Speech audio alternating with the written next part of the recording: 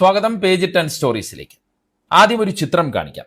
ന്യൂയോർക്കിലെ statue of liberty ബുർക്കയിട്ട് നിൽക്കുന്ന ഒരു AI ചിത്രമാണ് ഇത്. നമ്മൾ കൗതുകത്തോടെ നോക്കിക്കാണേണ്ട ഒരു AI ചിത്രമല്ല ഇത്. പകരം ന്യൂയോർക്കിൽ ഇപ്പോൾ നടക്കുന്ന ഒരു വിദ്വേഷ പ്രചാരണത്തിന്റെ തീവ്രത വെളിപ്പെടുത്തുന്ന ചിത്രമാണിത്. ട്രംപിന്റെ പാർട്ടിയുടെ ജോർജിയയിൽ നിന്നുള്ള ജനപ്രതിനിധിയായ മോർജോറി ടൈലർ ഗ്രീൻ എന്ന സ്ത്രീ സോഷ്യൽ മീഡിയയിൽ പോസ്റ്റ് ചെയ്ത ചിത്രമാണിത്.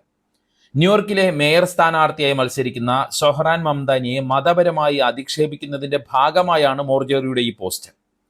ഈ പോസ്റ്റിനെതിരെ വലിയ രീതിയിലുള്ള വിമർശനം ഉയർന്നു വന്നിട്ടുണ്ട് എന്നുള്ളത് ആശ്വാസകരമായ കാര്യമാണ്. ഒരാളെ നിലപാട് പറഞ്ഞ് തോൽപ്പിക്കാനാകില്ല എന്ന് ഉറപ്പിച്ചു കഴിഞ്ഞാൽ, അയാളുടെ നിലപാടുകൾ കൂടുതൽ പേർ അംഗീകരിക്കുന്നു എന്ന് മനസ്സിലാക്കി കഴിഞ്ഞാൽ, ഇന്നത്തെ പ്രധാന രീതി അയാളെ മതം പറഞ്ഞ് ഒറ്റപ്പെടുത്തുക എന്നതാണ്. അതുതന്നെയാണ് സൊഹ്റാൻ മംദാനിക്കെതിരെയും ന്യൂയോർക്കിൽ നടക്കുന്നത്. ഡെമോക്രാറ്റിക് സ്ഥാനാർത്ഥിയായി സൊഹ്റാൻ ഉയർന്നു വരുമെന്ന് ആരും അത്രയ്ക്കങ്ങ് പ്രതീക്ഷിച്ചിരുന്നില്ല, പ്രത്യേകിച്ച് ട്രംപ് അനുകൂലികൾ. പക്ഷേ അപ്രതീക്ഷിതമായി യുവാക്കളുടെയും അടിസ്ഥാന ജനവിഭാഗങ്ങളുടെയും പിന്തുണ കൊണ്ട് സൊഹ്റാൻ ഡെമോക്രാറ്റിക് പ്രൈമറിയിൽ ജയിച്ചു. ഇതോടെ ട്രംപ് സൊഹ്റാൻ മംദാനിക്കെതിരെ രംഗത്ത് വരുന്ന കാഴ്ചയും നമ്മൾ കണ്ടു. സൊഹ്റാൻ കമ്മ്യൂണിസ്റ്റ് ഭ്രാന്തനാണെന്നാണ് ട്രംപ് വിശേഷിപ്പിച്ചത്. കാരണം ട്രംപിന്റെ കുടിയേറ്റ വിരുദ്ധ നയങ്ങൾക്കെതിരെ ശക്തമായ നിലപാട് സ്വീകരിച്ച വ്യക്തിയാണ് സൊഹ്റാൻ. ആരാണ് സൊഹ്റാൻ മംദാനി എന്നും എന്തുകൊണ്ട് അയാളുടെ നയങ്ങൾ ജനങ്ങൾ ഏറ്റെടുക്കുന്നു എന്നതിനെ കുറിച്ചുമുള്ള ഒരു വിശദമായ വീഡിയോ ഇപ്പോൾ കാണുന്ന തംബ്നെയിലിൽ പേജ് 10 സ്റ്റോറീസിലുണ്ട്. താല്പര്യമുള്ളവർക്ക് കാണാം. എന്തായാലും സൊഹ്റാൻ മംദാനിക്കെതിരെ വലിയ തോതിലുള്ള വിദ്വേഷ പ്രചാരണമാണ് നടക്കുന്നത്. സൈബർ ആക്രമണങ്ങളിലൂടെയാണ് തുടക്കം. ഇതിൽ വധഭീഷണിയും ഉണ്ടായിരുന്നു. എന്നാൽ ഇപ്പോൾ അത് ഏറ്റവും വൃത്തികെട്ട രീതിയിലേക്ക് എത്തിയിരിക്കുന്നു എന്നാണ് ന്യൂയോർക്കിൽ നിന്നുള്ള റിപ്പോർട്ടുകൾ സൂചിപ്പിക്കുന്നത്. 2011 വേൾഡ് ട്രേഡ് സെന്റർ ആക്രമണവുമായി ബന്ധപ്പെടുത്തി വരെ വിദ്വേഷ പ്രചാരണം നടക്കുന്നു.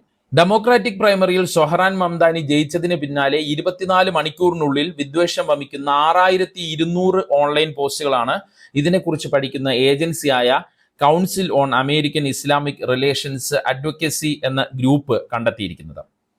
ഈ മാസം ആദ്യം തന്നെ ഇത്തരം പോസ്റ്റുകൾ പലയിടത്തും പ്രത്യക്ഷപ്പെട്ടു തുടങ്ങിയിരുന്നു. പക്ഷേ സൊഹ്റാൻ ജയിച്ചതിന് ശേഷം ഇക്കാര്യത്തിൽ 5 ഇരട്ടി വർധനവാണ് ഉണ്ടായതെന്നാണ് ഏജൻസി പറയുന്നത്. അതായത് സൊഹ്റാനെതിരെ നടക്കുന്ന വിദ്വേഷ പ്രചാരണങ്ങളുടെ തീവ്രതയാണ് ഇതിൽ നിന്ന് നമുക്ക് മനസ്സിലാക്കാൻ പറ്റുന്നത്. പൊതുരംഗത്ത് മുസ്ലിം നാമധാരികൾ നേരിടേണ്ടി വരുന്ന വെല്ലുവിളികളുടെ നേർക്കാഴ്ചയാണ് ഇതെന്ന് ഏജൻസി വക്താക്കൾ പറയുന്നു. സൊഹ്റാൻ മംദാനിക്കെതിരായ ആക്രമണങ്ങൾ മറ്റ് ദക്ഷിണേഷ്യൻ നേതാക്കൾ നേരിട്ടതിന് സമാനമാണെന്നും നമുക്ക് കാണാം. ട്രംപിനെതിരെ മത്സരിച്ച ഡെമോക്രാറ്റിക് സ്ഥാനാർത്ഥി കമലാ ഹാരിസ്, US കോൺഗ്രസ് പ്രതിനിധികളായ ഇൽഹാൻ ഒമർ, റാഷിദ ടലൈബ് തുടങ്ങിയവരെല്ലാം ഇതേപോലെ വിദ്വേഷ പ്രചാരണങ്ങൾ നേരിട്ടിട്ടുണ്ട് എന്ന് ഏജൻസികൾ ചൂണ്ടിക്കാട്ടുന്നു. മംദാനിക്കെതിരെ വർദ്ധിച്ചു വരുന്ന ഇസ്ലാമോഫോബിയയെ അപലപിക്കാൻ ഏജൻസി എല്ലാ പൊതുപ്രവർത്തകരോടും ആവശ്യപ്പെട്ടിരിക്കുകയാണ്. എന്തായാലും ഇത്തരം കണക്കുകളെല്ലാം ന്യൂയോർക്കിലെ ജനങ്ങളുടെ മുന്നിലേക്ക് തന്നെ വെക്കുകയാണ് സൊഹ്റാൻ മംദാനി. വൈറ്റ് ഹൗസ് ഈ പ്രത്യേക വിഷയത്തിൽ ഇതുവരെ നേരിട്ട് ഒരു പ്രതികരണം നടത്തിയിട്ടില്ല എങ്കിലും മുസ്ലിം വിഭാഗത്തിനെതിരെ ഉയർന്നു വരുന്ന പ്രചാരണങ്ങളെ അപലപിച്ചിട്ടുണ്ട്. അതിനിടെ സൊഹ്റാനെതിരെ നടക്കുന്ന വംശീയവും വിദ്വേഷപരവുമായ പ്രചാരണങ്ങൾക്കെതിരെയും വധഭീഷണിക്കെതിരെയും ന്യൂയോർക്ക് സിറ്റി പോലീസ് ഡിപ്പാർട്ട്മെന്റ് അന്വേഷണവും തുടങ്ങിയിട്ടുണ്ട്. സൊഹ്റാനെ ജൂതവിരുദ്ധനായി മുദ്രകുത്താൻ നേരത്തെ തന്നെ ശ്രമം ഉണ്ടായിരുന്നു. അദ്ദേഹത്തിന്റെ പലസ്തീൻ അനുകൂല നിലപാടുകളെ മുൻനിർത്തിയായിരുന്നു ഈ പ്രചാരണം.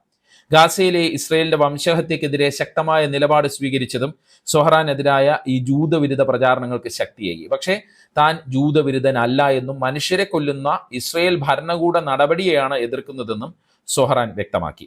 അതേസമയം താൻ മേയറായി കഴിഞ്ഞ് ന്യൂയോർക്ക് സിറ്റിയിൽ നെതന്യാഹു കാലുകുത്തിയാൽ യുദ്ധക്കുറ്റത്തിന് അദ്ദേഹത്തെ അറസ്റ്റ് ചെയ്യുമെന്നും സംശയത്തിന് ഒരു ഇടയും നൽകാതെ സൊഹ്റാൻ പറയുകയും ചെയ്തു. കൂടാതെ ജൂതനായ ന്യൂയോർക്ക് സിറ്റി കൺട്രോളർ ബ്രാഡ് ലാൻഡറിന്റെ പിന്തുണയും സൊഹ്റാനുണ്ട്. ഡെമോക്രാറ്റിക് പ്രൈമറിയിൽ സൊഹ്റാന്റെ എതിരാളിയായിരുന്നു Lander. Zohran Mamdani New York mayor ആകേണ്ടത് ഈ കാലഘട്ടത്തിന്റെ ആവശ്യമെന്നാണ് ലാൻഡർ പിന്നീട് നിലപാടെടുത്തത്. ജൂതരുടെ വലിയ പിന്തുണയുള്ള ലാൻഡറുടെ നിലപാടോടെ സൊഹ്റാനെതിരായ ജൂതവിരുദ്ധ ആരോപണങ്ങളുടെ മുനയൊടിക്കാൻ അദ്ദേഹത്തിന്റെ ടീമിന് കഴിഞ്ഞു. പക്ഷെ പൂർണ്ണമായും ഒന്നും അവസാനിക്കില്ലല്ലോ. ഗാസയിലെ ഇസ്രയേൽ ആക്രമണത്തിന് പിന്നാലെ അമേരിക്കയിൽ ജൂതവിരുദ്ധതയും ഇസ്ലാമോഫോബിയയും അപകടകരമായി കൂടിയതായാണ് മനുഷ്യാവകാശ പ്രവർത്തകർ പറയുന്നത്. വാഷിംഗ്ടണിൽ 2 ഇസ്രയേലി എംബസി ജീവനക്കാരെ വെടിവെച്ചതും ഇല്ലിനോയിസിൽ ഒരു മുസ്ലിം കുട്ടിയെ കുത്തിക്കൊന്നതുമൊക്കെ ഈ മതവിദ്വേഷത്തിന്റെ നേർക്കാഴ്ചകളാണ്. എന്തായാലും രാഷ്ട്രീയ നിലപാടുകളെ മതപരമായ വിദ്വേഷവുമായി കൂട്ടിക്കുഴയ്ക്കുന്ന അപകടകരമായ പ്രവണതയ്ക്കെതിരെ ശക്തമായ ക്യാമ്പയിനുകളിലാണ് മനുഷ്യാവകാശ പ്രവർത്തകരുള്ളത്. അമേരിക്കൻ രാഷ്ട്രീയത്തിൽ നിർണായക സ്വാധീനമുള്ള ജൂത ലോബി തന്നെയാണ് സൊഹ്റാൻ മംദാനിക്കെതിരെ നടക്കുന്ന വിദ്വേഷ പ്രചാരണങ്ങൾക്ക് പിന്നിലെന്നാണ് സൂചനകൾ.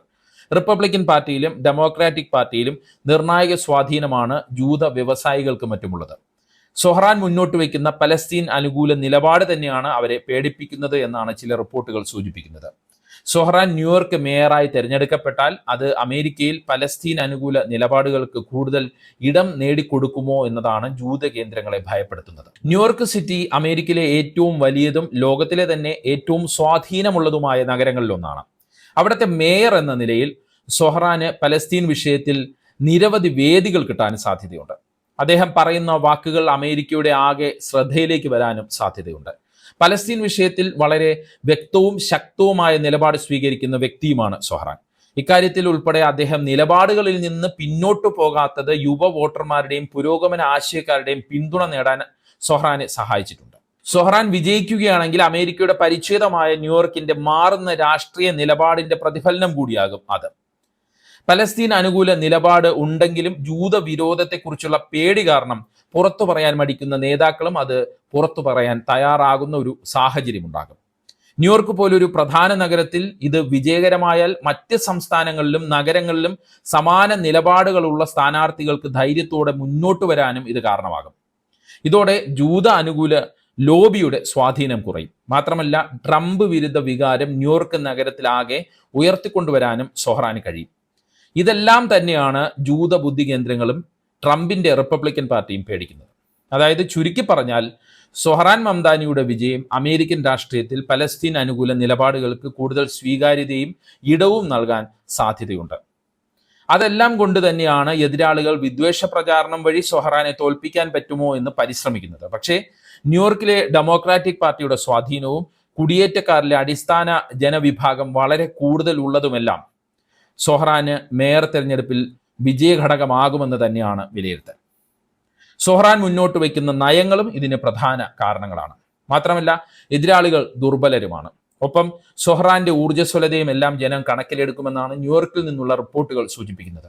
നവംബറിലാണ് മേയർ തെരഞ്ഞെടുപ്പ്. എല്ലാ വിദ്വേഷ പ്രചാരണങ്ങളെയും തോൽപ്പിച്ച് ജനാധിപത്യത്തിന്റെ സൗന്ദര്യത്തോടെ 33-കാരനായ സൊഹ്റാൻ മംദാനി ന്യൂയോർക്ക് മേയർ ആകുമെന്ന് തന്നെ നമുക്ക് വിചാരിക്കാം. ഈ വീഡിയോയെക്കുറിച്ചുള്ള നിങ്ങളുടെ അഭിപ്രായങ്ങൾ കമന്റ് ചെയ്യുക. വീഡിയോ അപ്ഡേറ്റുകൾക്കായി കമന്റ് ബോക്സിലുള്ള വാട്സപ്പ് ലിങ്കുകൾ ക്ലിക്ക് ചെയ്യുക. നന്ദി, നമസ്കാരം.